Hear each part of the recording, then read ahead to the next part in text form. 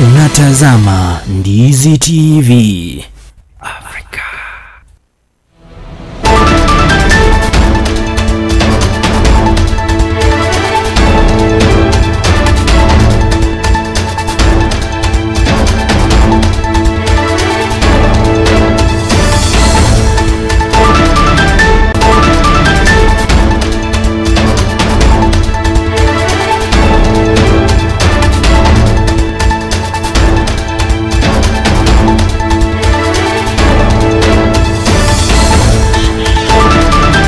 Barabara kabisa mpenzi mtazamaji wa runinga ya Ndizi popote pale ulipo, nikikukaribisha katika Ndizi za moja. Basi ungana nami kuanzia sasa hivi nikufahamisha yale yote ambayo yametukia hapa nchini, kaunti zetu zote, na yale ambayo ya kitaifa, na pila shaka yale ambayo yametokea katika rubaa za kimataifa. Mwelekezi wangu ni Abigail Nyanchama na jina langu ni Jeff Nyakundi.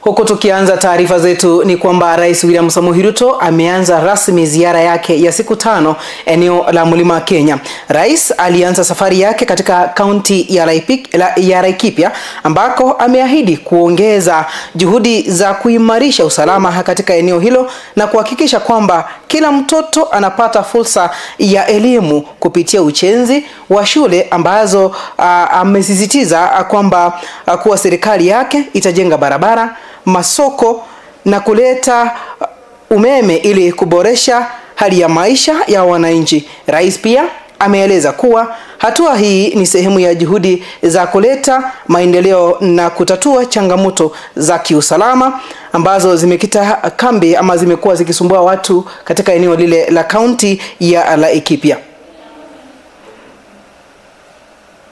Rais William Ruto ameanza ziara yake ya kikazi leo katika kaunti ya Laikipia ambapo alisisitiza kuwa ataendelea kuhakikisha usalama katika kaunti hiyo. Rais alisema kuwa serikali yake itahakikisha kuwa kila mtoto anapata nafasi ya elimu kwa kujenga shule zaidi katika kaunti hiyo, huku akielezea juhudi za kujenga barabara, masoko na kuleta umeme ili kuboresha hali ya maisha ya mwananchi wa Laikipia. Liana ya kwamba Laikipia hii imeteseka kwa miaka nyingi kwa mambo ya wizi wa ng'ombe na mambo ya ukosefu wa usalama na wananchi kukosa kuishi kwao kwa sababu ya magaidi na wakora na wale matapeli, watu wanaotuharibia amani. Mimi niliwahakikishia ya kwamba hiyo maneno ya ukosefu wa usalama sehemu hii tutakabiliana nayo na tutahakikisha kwamba mko na amani ya kutosha. Jenga mashule 9 sehemu hii ya hapa, kutoka hii shule yenu ya Ngarashi, sehemu hii yenu ya hapa Ngarashi. Ni kweli ama si kweli? Leo mimi nimekuja kufungua majengo haya kwa sababu majengo mingi katika mashule yetu ilikuwa imeharibika. Mashule yetu iliharibiwa na wale wezi wa ng'ombe na kuharibu mambo ya masomo na mambo ya maendeleo katika sehemu hii yenu. Tunaelewana watu wa Laikipia? Sio shule hii ya Ngarashi peke yake. Shule ya Kirima tumejenga. Hiyo barabara yenu 2.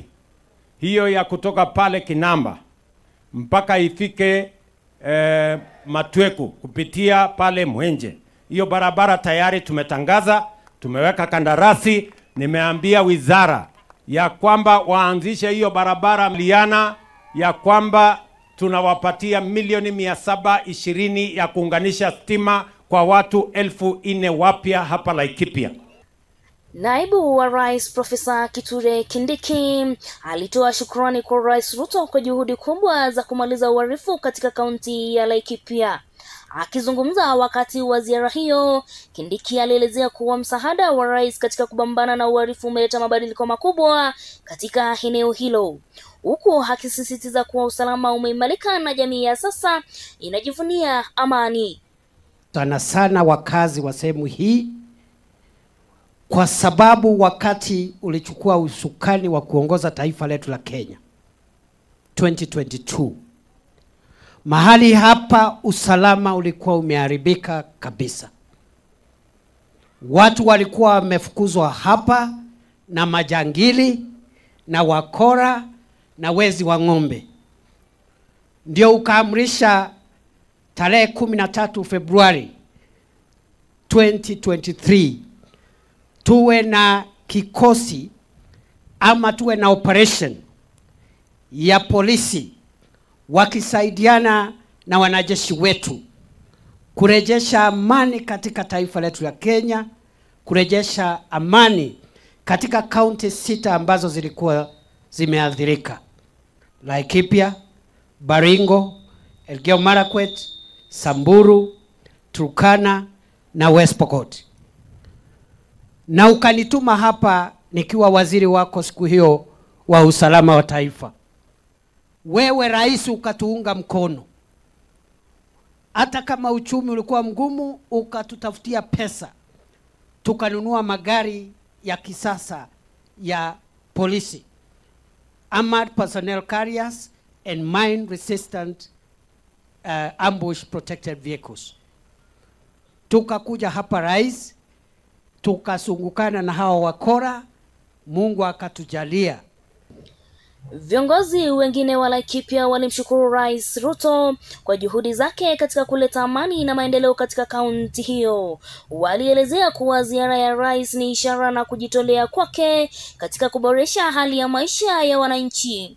Na walisema kuwa hatua za serikali katika kuimarisha usalama na kutoa huduma za kijamii zimeleta mabadiliko makubwa, hasa katika maeneo yaliyoathirika na migogoro ya kisiasa na kijamii.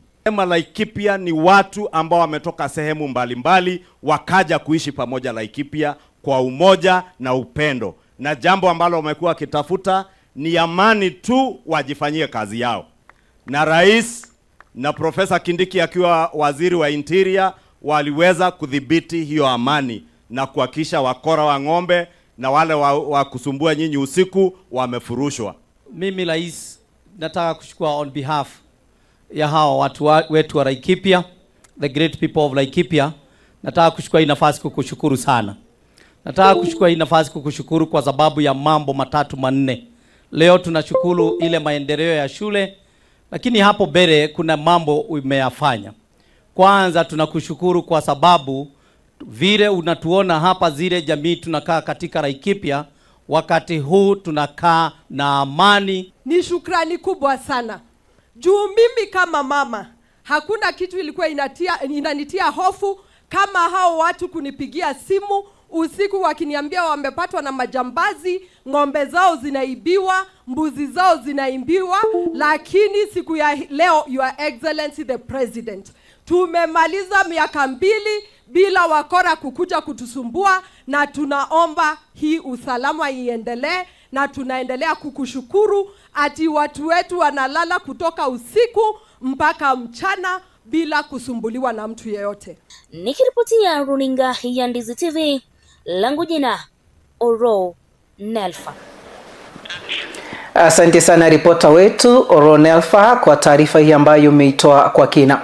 Na mpenzi mtazamaji, tunapoendelea kusonga mbele ni kwamba waziri mpya wa afya Bwana Aden Duale amejitolea kuona utekelezaji wa kamili wa huduma ya afya kwa wote, huku akiwaahidi kuwaondoa walaghai ambao anasema wanafuruga ajenda ya serikali ya kutanguliza afya kwa wote. Aidha, waziri Duale ametaja kuwa ukaguzi uliofanywa na kuonyesha kwamba bima ya NHIF ilitapeliwa zaidi ya shilingi milioni 3, huku akitaja kwamba akipainisha kwamba yeye ni tingatinga, jinsi ambavyo wengi wamemtaja katika mitandao ya kijamii, na basi atakuwa anayaondoa yote yale ambayo yatakuwa yanajaribu kumzuia kuregeza ama yatakayokuwa yanazuia kuregeza ajenda ya serikali. And I want the people of this country to listen to me. When an audit was done on the system of NHIF, a forensic audit was done, 3 million fake people who are accessing NHIF resources were found out. And I'm sure those people and those fake patients, they are watching me now. We know their names. Those facilities and providers They are watching me. We have their names. Those who use a biometric fingerprints that don't belong to the original person. And if I am pushed to the wall, there are institutions in this country, not the Ministry of Health, that deals with the fraud, independent institutions. We will push their names and we will push their facilities, entities and locations. We must tell the Kenyan people the truth. So 3 million people were found who used the NHIF resources irregularly, illegally, and it became a huge health care fraud, health insurance fraud. I recently got a new name when I talked about SHA, when I was a Minister for Environment. Some people called me bulldozer because of a video making rounds. That was my genuine show of support for Taifa Care, even before the President, William Ruto, deployed me to the Ministry of Health. At that time, I was simply doing what I believe every government leader should do, championing what will make our health system work under the whole government and whole society approach. I will not run away from that name. Please keep on calling me the bulldozer. In fact, let me own it from today. Bulldozers don't build. They clear the way. They remove the obstacles. They make space for progress. And that's exactly what I intend to do here at Afya House.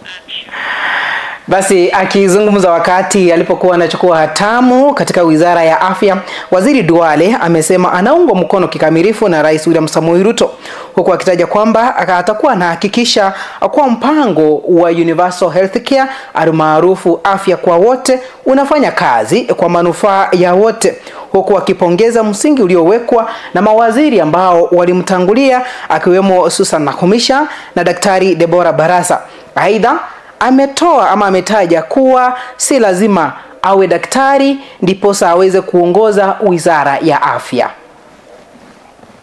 And ask yourself a very good question. Why is the mortality rate, women who are dying when giving birth, why is the mortality rate very high in this country? Our neighboring countries are doing better. Because some of the drugs given to those mothers to stop bleeding are not the right drugs. Ask yourself. So there was a lot of fraud in the system. So this digital health system, integrated system, is going to deal with all that. And that's why there is a lot of opposition to the reforms that is taking place in the health sector in our country.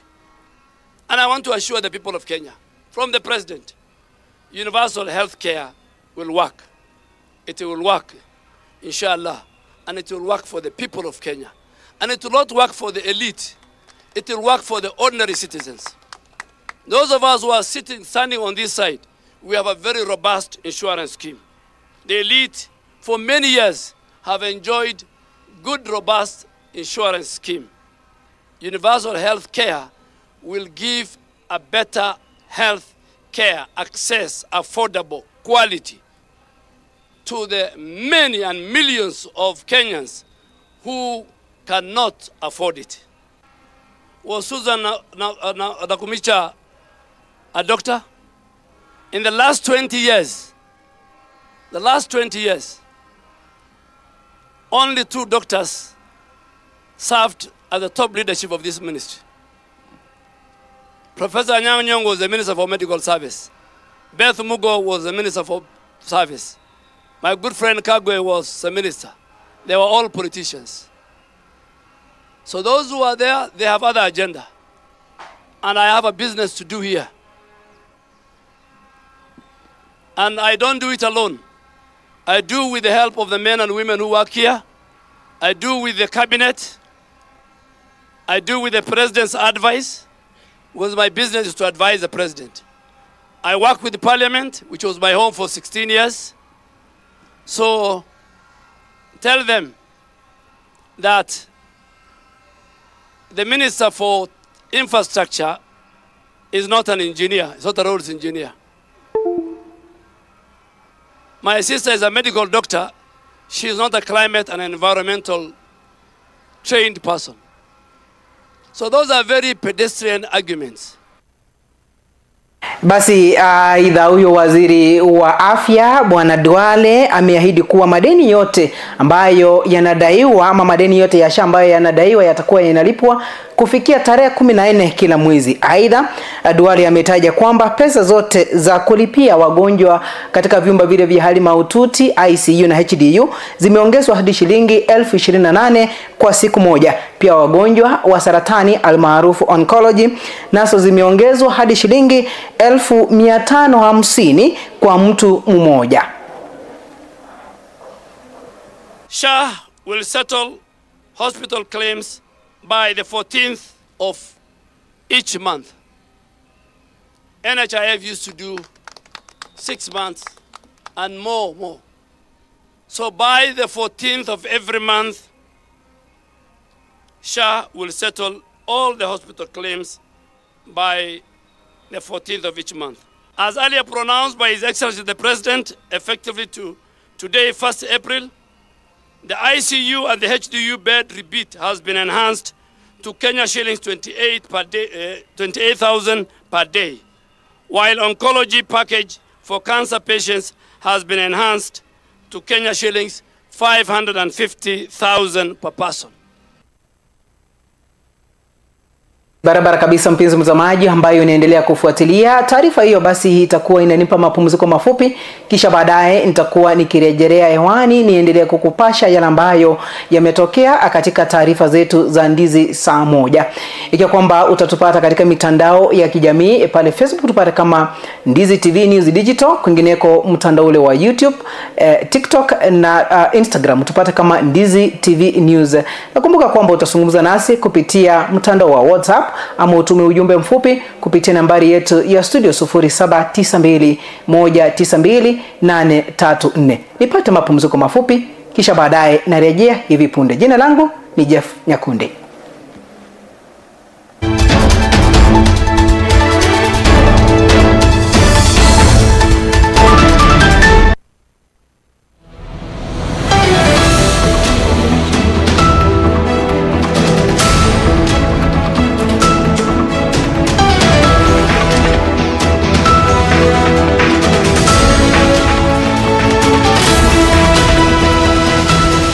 Unatazama Ndizi TV Afrika.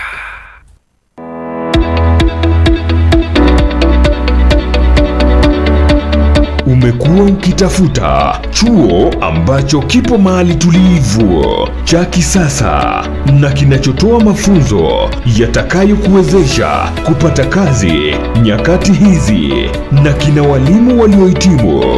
Bas Camel Park Training College ndicho chuo hicho.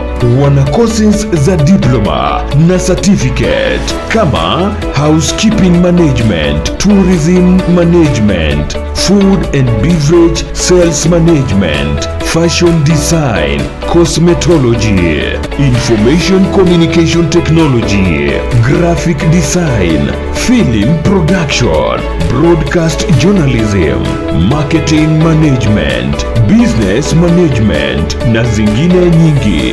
Pia wana short courses kama vile computer packages, front office management, digital marketing, video editing na zingine nyingi. Admission inaendelea. Mwandikie barua msimamizi mkuu wa chuo hicho pamoja na vyeti vyako vya KCSE au result slip. Pia unaweza jisajili mtandaoni kwa tovuti yetu ya www.camelparkcollege.co.ke au upige simu kwa 0755386594 au 0753915354. Tupo katika barabara ya Kisii Kilgoris. Camel Park Training College, empowering excellence, inspiring innovation. Huduma zinazotolewa katika hospitali ndizo zitakazomfanya mgonjwa kwenda katika hospitali hiyo. Ram Hospital Kisii wana uwezo wa kutoa huduma mbalimbali zikiwemo out and inpatient, MCH clinic au maternity, consultation, pharmacy, rehabilitation, ultrasound, CT scan, x-ray, dental, optical, laboratory services, major and minor surgery, 24-hour ambulance service, occupational therapy, physiotherapy, dialysis na zingine nyingi. Unaweza kulipia matibabu kutumia bima tofauti kama vile AON, Minet, Liaison Group, AAR, Trident, Britam, Madison Insurance, APA Insurance. Matibabu kwa wagonjwa waliolazwa ama inpatient yaweza kulipiwa kupitia mfumo wa SHA. My name is Robert Ukogai, Business Administrator, Ram Hospital Kisii.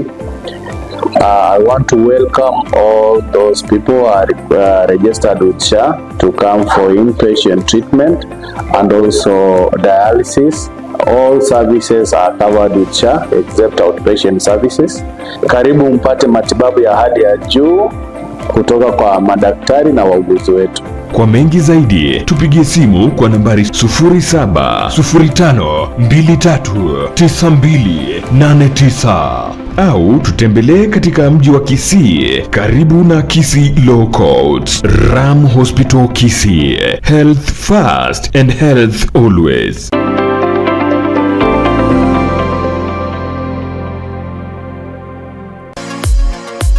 Wewe ni fundi wa kujenga nyumba au una nia ya kujenga nyumba? Basi duka la Shah Ceramics ambalo lipo mjini Kisii mkabala na jumba la Mocha Place wanauza bidhaa mbalimbali za ujenzi kama vile mapo tiles, chuma aina mbalimbali, mabati, simiti, PVC ceiling, vioo na cabinets, tangi za kuhifadhia maji, chain links, MDF boards, ceiling boards, rangi aina mbalimbali hadi zile zinachanganywa na kompyuta, bulbs, zulia aina zote, power tools, showers, pump za maji, kufuli, gypsum boards na zingine nyingi.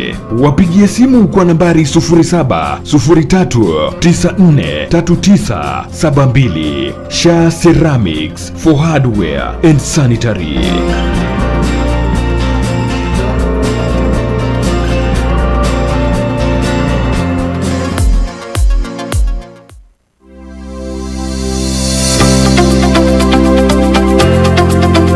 Ram Training College ni chuo cha mafunzo ya udaktari kilicho mjini Kisii. Kina courses kama vile Diploma in Nursing ambao usajili wake wa mwezi wa 3 na mwezi wa 4 unaendelea.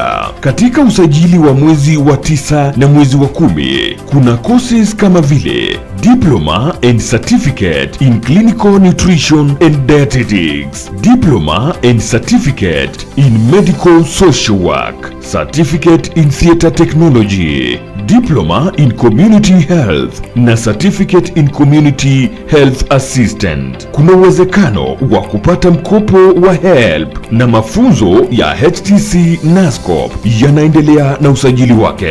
Tupo katika hospitali ya Ram, ghorofa ya 3 karibu na mahakama ya Kisii Law Court, huku tawi lingine likiwa karibu na chuo cha KMTC na kanisa la Deliverance. Tupigie simu kwa nambari 0721332105 kwa mengi zaidi. Welcome to Ram Medical Training College. Ram Training College. We provide quality service and uphold high intellectual values.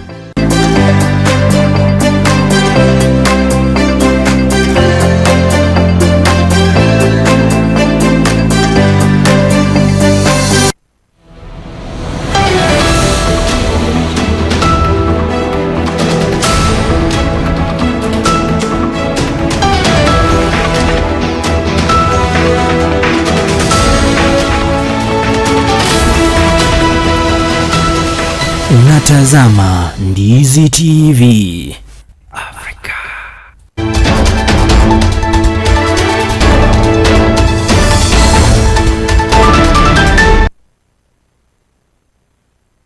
Basi karibu tena mpenzi mtazamaji, baada ya kupata mapumziko mafupi nimerejea tena. Tukiendelea kusonga mbele katika masuala ya kufungamana na afya, aliyekuwa waziri wa afya Deborah Baraza ambaye anaondoka katika wizara hiyo, basi amejipiga kifua, amejifunia yale ambayo aliyatekeleza akiwa waziri wa afya. Bi Deborah Baraza alielekezwa katika wizara ya mazingira katika mabadiliko ambayo yalifanywa wiki jana na Rais William Samoei Ruto.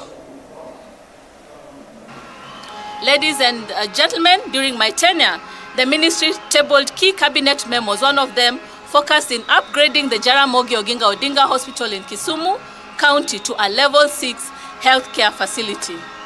While taking care of long-term progress in our healthcare agenda has been a key preoccupation, we have been vigilant in ensuring that disease outbreaks that could compromise our efforts to keep Kenyans safe are in close check.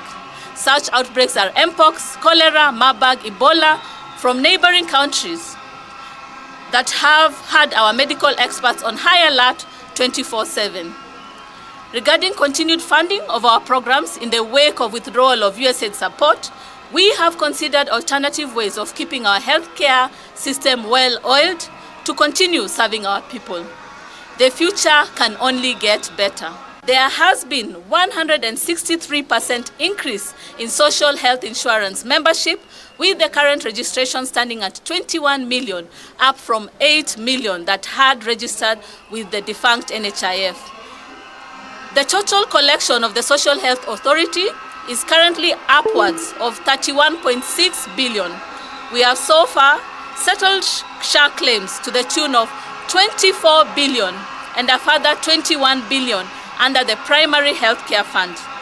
This has ensured expanded access to social health insurance, with 13 million additional Kenyans covered.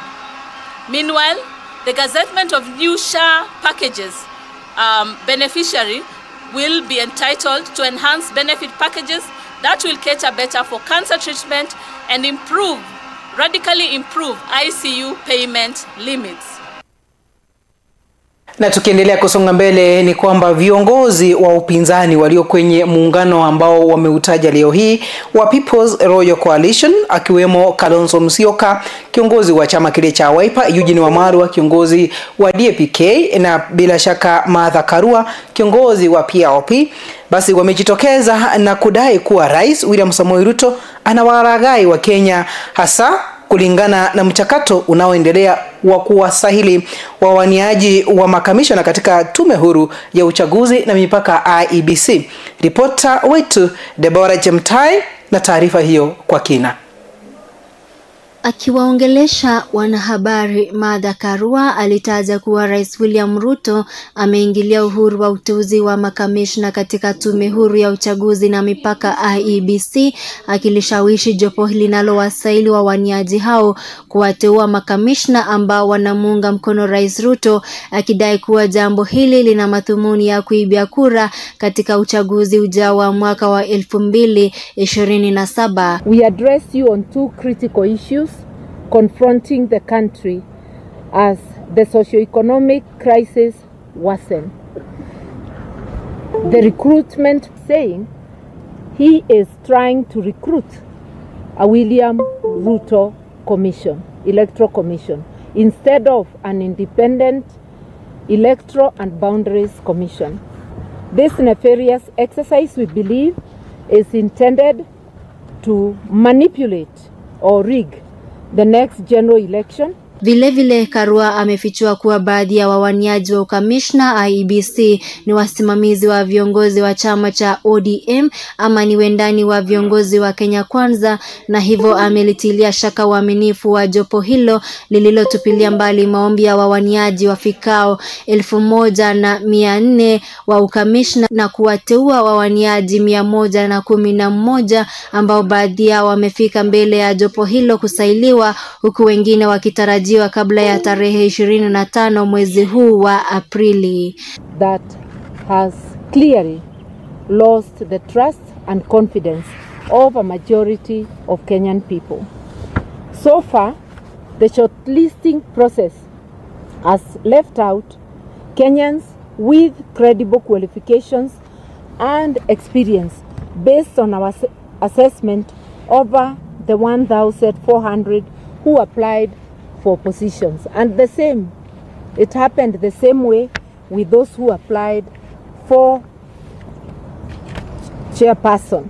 Kiongozi wa Wiper kwa upande wake amepinga uteuzi wa jopo hilo la IEBC akisema kuwa halina uwazi na kwamba upande wao wa upinzani haukushirikishwa, jambo lililoungwa mkono na kiongozi wa DAP Kenya Eugene Wamalwa, akisisitiza kuwa iwapo upinzani utaachwa nje ya maamuzi, wao hawatakubaliana na uteuzi wa mwenyekiti ajaye. Tunaangalia kabisa kwa kindani, hatulali. Na mimi mnakumbuka kwamba siku chache tu zilizopita niliandika barua nikamwandikia Mheshimiwa Raila na pia nikampa kopi Mheshimiwa William Ruto. Swala hili ni la sisi zote, aliwezi kuwa swala la upande moja, kwa sababu ukiwa ni upande moja basi Wakenya na dunia nzima itaelewa kwamba hii ni William Ruto Commission, na hiyo hatuwezi kuruhusu. Na yeye na Bwana Ruto wako kwa serikali ya broad based. Sisi ambao tumesalia kwa upinzani tumesimama na wananchi na Gen Z na tumesema hatutaingia serikali ya Zakayo, hatuko kwenye broad based. Kwa hivyo haiwezekani pahala tumefikia Bwana Raila na Bwana Ruto wakutane kwenye ikulu wakiwa watu wa broad based wasemezane peke yao.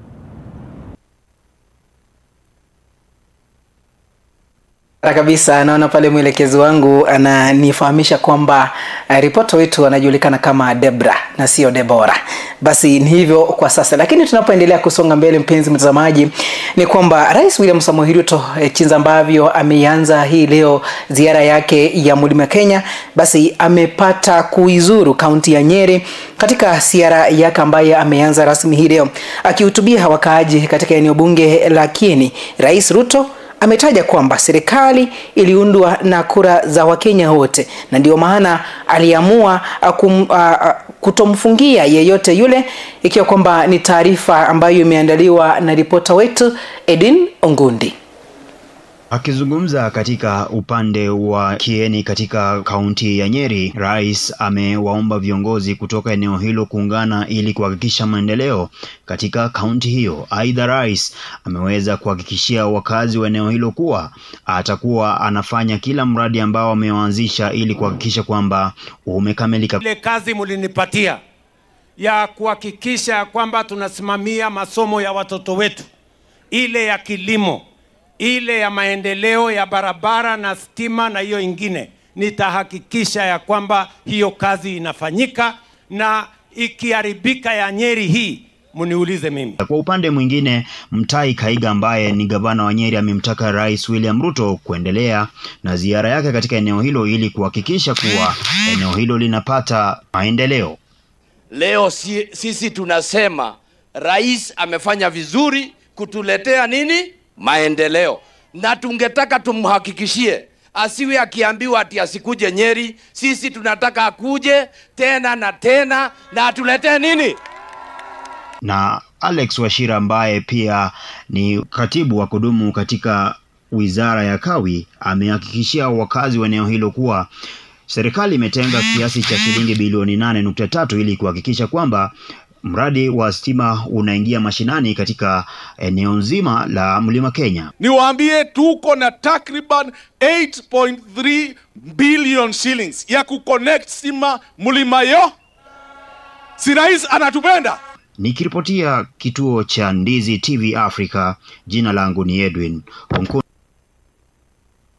Na hatimaye nikifika tamati ni kwamba bodi inayosimamia mchezo wa kandanda hapa nchini Kenya, FKF, imeanza mchakato wa kuwafunza waamuzi au marefa zaidi katika kaunti ya Migori kama njia mojawapo ya kuimarisha mchezo wa kandanda nchini. Ripota wetu Lennox Odede na taarifa hiyo kwa kina.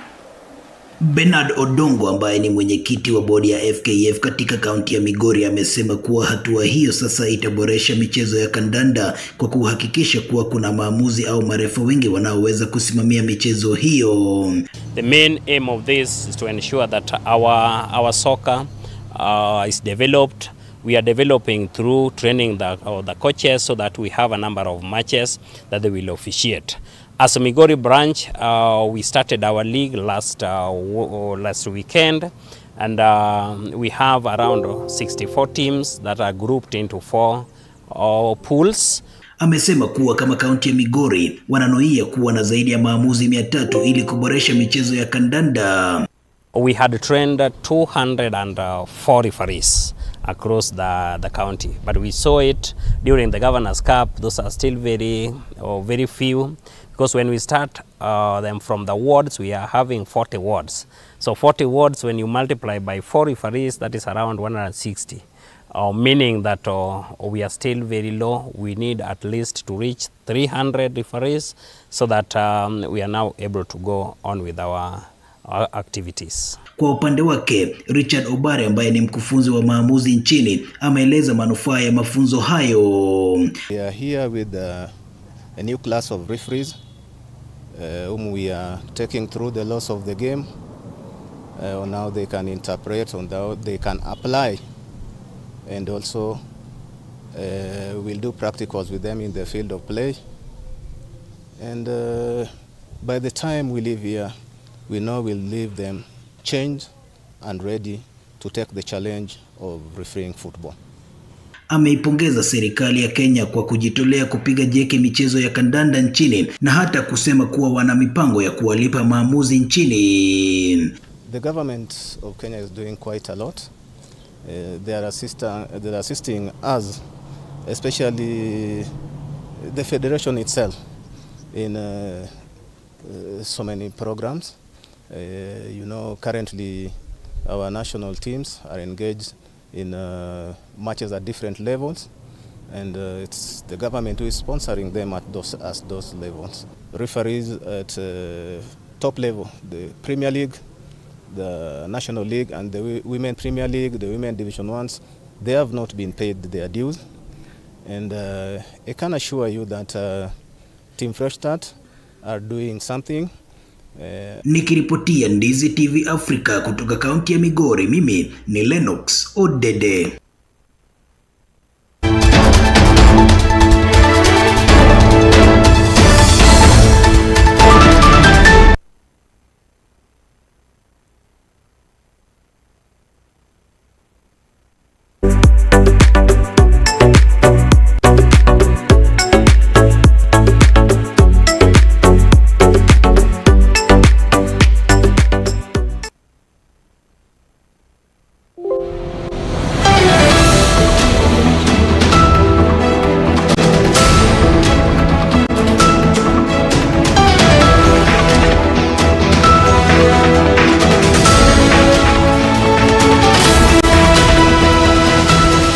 Unatazama Ndizi TV Africa.